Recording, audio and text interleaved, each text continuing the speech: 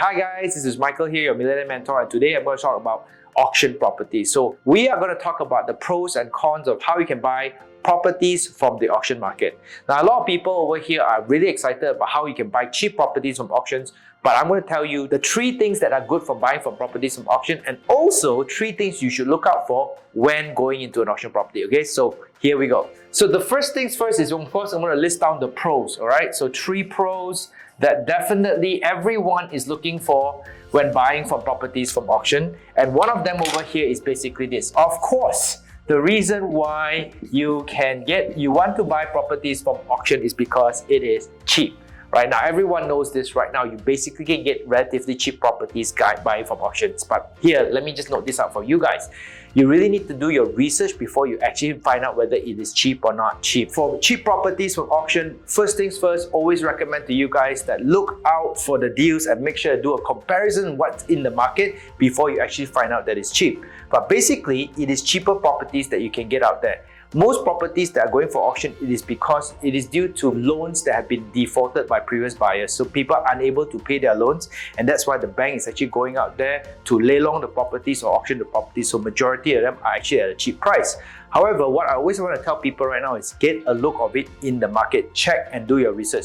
Check to see whether the property actually being sold is actually cheaper than what you can find out there or not. Because sometimes those properties may have been bought at a higher price or more expensive price. So what you want to do is you want to do your research, okay? But in general, most of the properties you can find from Leilong are usually, or auction, are usually cheaper. Now, number 2, second thing is it, okay?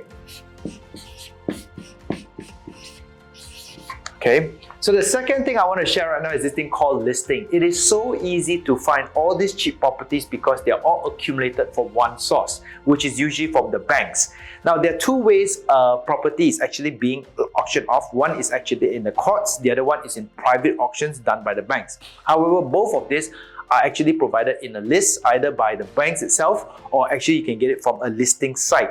So it's really easy for you to search for all these properties, and it's easy for you to go through to see the ones that you prefer to buy. And best of all these properties that you're looking for with good prices, they're usually available on fixed dates, because auctions are done on usually a periodical basis. Depending on either the banks or the courts, you can get a whole lump sum of all those properties available and stated on a date whereby they're available for you to bid. The only bad news about this is, of course, if you're looking for multiple units, it may be available on different dates. But the best news is this: it's a one-stop center where you can get all the listings. You can also find out the venues where you can go and do all the bidding one stop to make sure that you can get all your properties purchased done at one time. So last but not least, the third thing is it's easy to buy. What do I mean by this is basically in an auction property, you don't get a sales and purchase agreement. Basically, you get something called a proclamation of sales. This is actually done by the banks, whereby they give you one piece of paper where you have actually, once you successfully bid for the property, you would get this thing called a POS, Proclamation of Sales. This would state everything that's on the paper related to the property, and once you sign onto it, that's it, the property is yours. So it's really very straightforward for you to actually own an auction property based on documentations. So now that we have done the 3 pros of going into auction, now I'm going to cover the 3 cons of going into auction right now. Okay, so here we go. The first thing that you got to understand about auction is that basically auction properties, you're not buying it from the owner themselves or even from the developer themselves. You're buying it from the banks. So the banks are not the actual owners of the property. So one of the cons of buying from auction is that you cannot inspect the units yet. Okay, so now let me just explain this to you guys. Basically, in a property, you can actually buy from sub-sale, is from the owner. If you buy from a developer, it's actually from the developer themselves, right? But in an auction process, you don't actually buy from these people, you actually buy from the banks. The banks are the indirect owners of the property. They have already, since the owner was unable to pay the loans, they've already defaulted, and therefore the banks have actually taken back the units. But you know, the thing is this, they don't actually own the unit yet. So until you've successfully bid for it, you're unable to see the insides of the unit to see who is staying there or what the conditions are like. So this is something that you really have to go by gut feel. Yes, you have the addresses, you can actually go and see the actual unit, but you can't go inside, you can't see what's in there, you can't assess the conditions of the units. So this is one of what we call the box of chocolates, okay, the surprises that will come when you buy auction properties. Now, point number 2, all right? you do understand that you're going into an auction, and how the auction works is very simple. It's a bidding process. So every time you go in there, and should there be somebody else who might be interested in your property, they may bid the price to make it go up. So in an auction, there's only one direction where the price is, right? Of course, on paper, it may look very, very cheap. Maybe it's 20 or even 30% below market price. But once you enter into the auction room, and once you're actually going in there, you'll be placed into a bidding exercise.